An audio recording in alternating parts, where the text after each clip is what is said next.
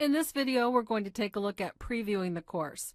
Course Preview, I think, is one of the most valuable resources that you have on your own as you're designing a course. Course Preview allows you to see how people will experience the course, whether that's instructors, whether that's students, or if it's teaching assistants, whatever that is, you can look at it that way and you can see exactly the way they'll see it. So again, I think that's incredibly valuable. Now this course is, since it's just a test course, it doesn't have a lot of content, but it will allow you to see some of the features that are really important. So let's look at the previewing. Preview is located here at the top of the screen. So if you click on Preview, it's going to ask you if you would like to create one. So if you've never created a preview for the course, you're not going to see any options here. It's just going to say Deploy Preview Section, and we want to do that. So I'm going to click Deploy Preview Section. And depending on the size of the course, this could take a minute to do it. But again, since this is a really tiny course with just a few objects in it, it's a very short process. So now I will have the opportunity to test that out. What I want you to look at here too is it'll tell you the exact date and time and who created that preview.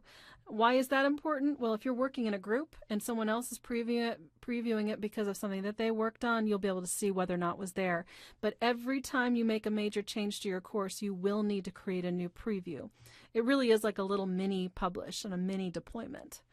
So let's go ahead and take a look at what you'll see. So let's preview as the instructor first. So once that preview is created, which again should just take a moment, you'll notice that it opens in a new tab and it says PRVW. So that's telling you that there is a preview and that's what you're in right now. So when I see this preview now, I can view it as just as I would as an instructor. You can see here that we have the hidden object that we created. So this is hidden from students, but I can still open it because I'm in the instructor view.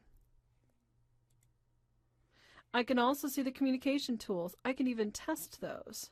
So if I wanted to teach someone how to use the system, I could use a preview to do that and teach them how to use the various tools.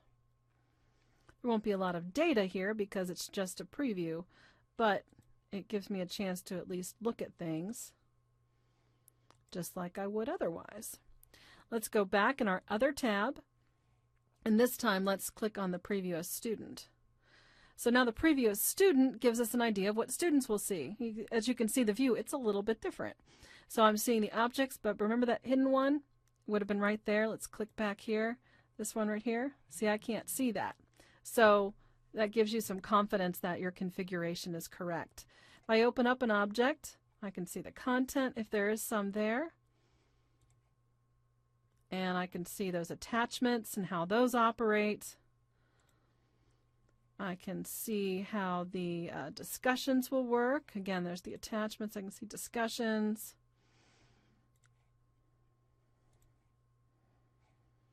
And just get a really good idea of what those courses actually look like. It's really a pretty neat feature.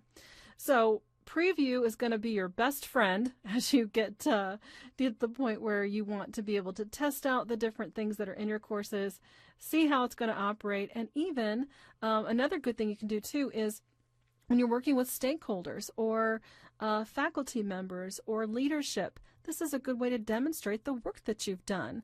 You can show them exactly what students will see and exactly what instructors will see.